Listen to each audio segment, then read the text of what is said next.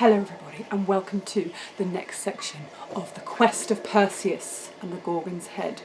So, Perseus has his sword and his shield and he's ready to go in and take the head of Medusa to save his mother. So, he arrives at the cave and he could hear such strange sounds coming from there. Drips and pops and heavy breathing which must have been coming from the Gorgons. Creepy and disturbing. So, with his shield and his sword, he slowly walked in.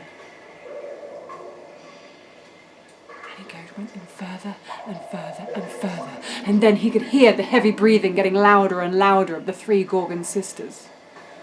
So, using his shield, he looked.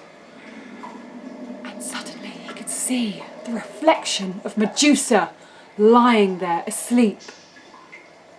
He got closer and closer, but always with his back turned. Closer and closer and closer and closer until Medusa was right behind him, lying, sleeping there with her snakes hissing around.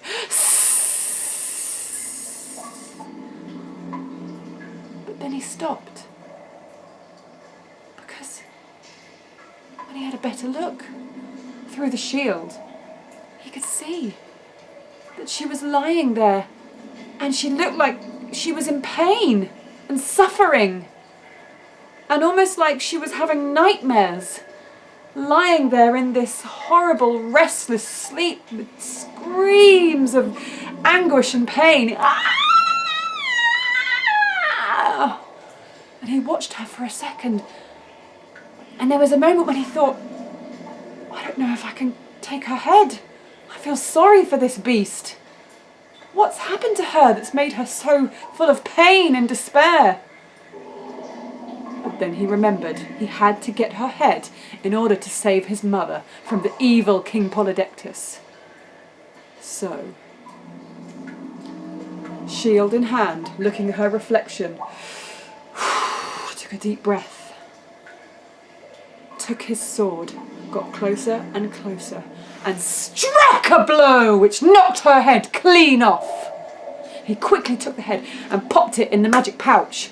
Suddenly, the other Gorgon sisters woke up and were screaming! And he quickly flew out of the cave as quickly as possible, leaving the cave and the screams of the Gorgon sisters behind him.